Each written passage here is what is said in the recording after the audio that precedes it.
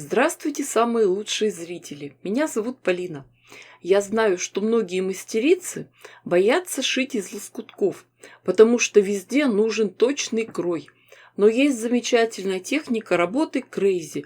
Здесь мы ничего не выкраиваем и не отмеряем. Нас хлебом не корми, дай поработать. Тем более, разве удержишь, когда появились такие замечательные обрезки, джинсы? Что делают рукодельницы, когда на них нападает вдохновение? Ну, ясно дело, хватают ножницы и обороняются, и приступают к работе. Для начала приготовим основу. У меня нашлись куски плотной мебельной ткани. Поверх основы укладываем утеплитель. При работе за швейной машинкой очень важно, чтобы полотно лежало ровно, на одной плоскости с игольной пластиной. Воспользуемся самодельным приставным столиком. В центр заготовки помещаем красивый лоскутик.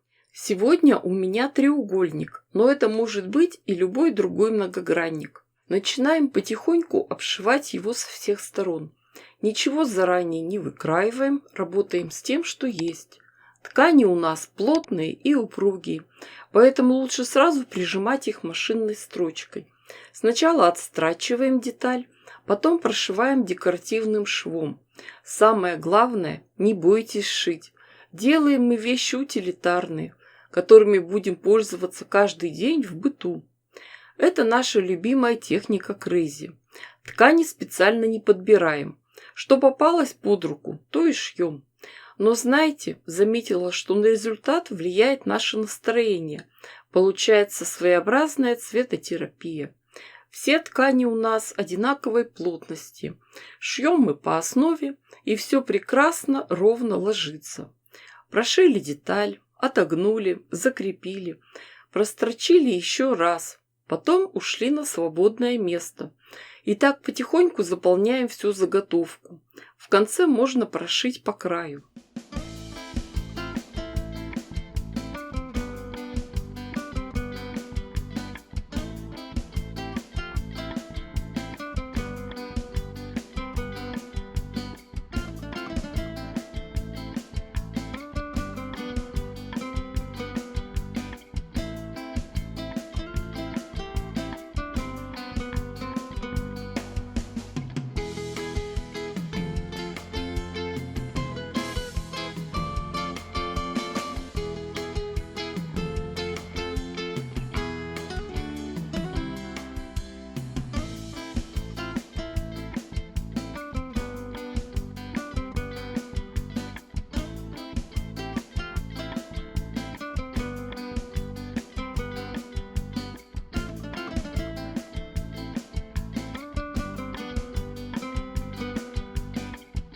Таким же образом из того же набора тканей готовим еще несколько деталей.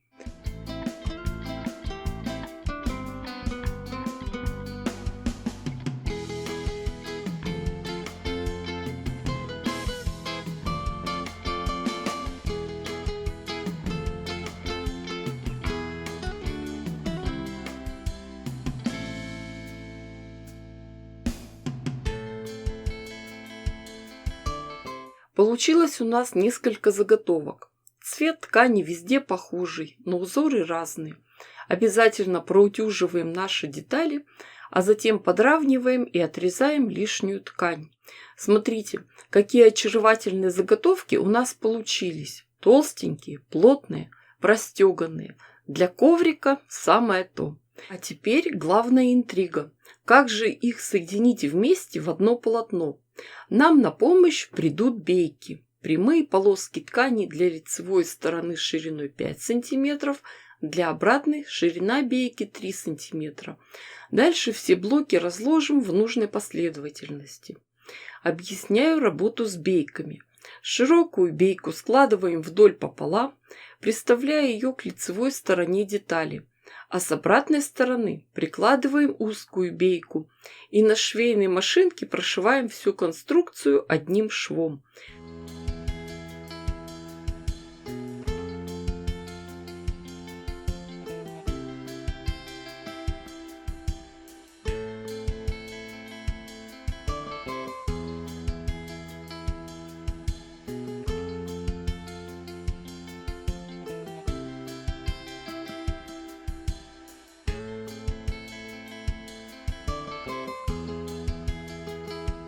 Смотрите, вот так выглядит это соединение.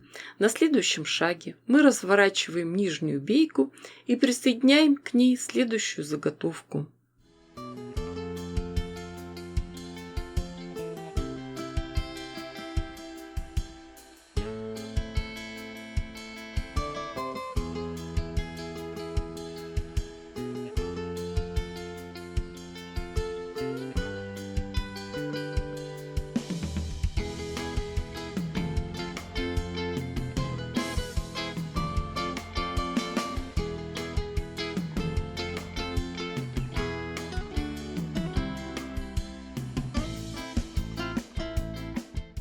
Когда мы развернем отшитую гирлянду, то с изнаночной стороны все чисто и аккуратно, а с лицевой стороны припуски на швы ложатся ровно в стык. Мы их аккуратно закроем двойной бейкой, и получается очень крепкое и надежное соединение. Точно так же мы сделаем и все остальные соединения. Вот так, легко, просто и красиво мы все заготовки объединили в большое полотно. Остается только обработать край бейкой.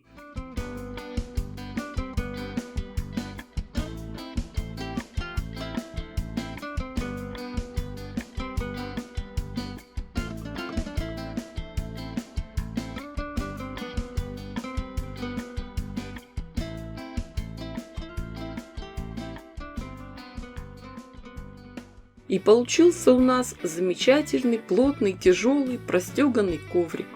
Шили мы его постепенно, собирали потихоньку из маленьких деталей. С обратной стороны он тоже выглядит очень интересно, ведь основой крейзи заготовок были большие куски мебельной ткани. А этому коврику можно найти самое разное применение. Но вы догадываетесь, что был бы коврик, а там уже каждая хозяйка придумает, куда его постелить. Хоть на кухню, хоть в ванную, хоть в баню. В общем, девочки, вы понимаете, что я дала вам идею. Шейте, творите, вытворяйте. А чтоб не потеряться на просторах интернета, подписывайтесь ко мне на все мои каналы, на все мои группы и ВКонтакте, и в Одноклассниках, и в Ютубе, и в Рутубе. Огромное спасибо всем, кто поддерживает меня на Бусти. Ставьте классы, пишите комментарии. С вами была Полина. Всем пока-пока и до скорых встреч!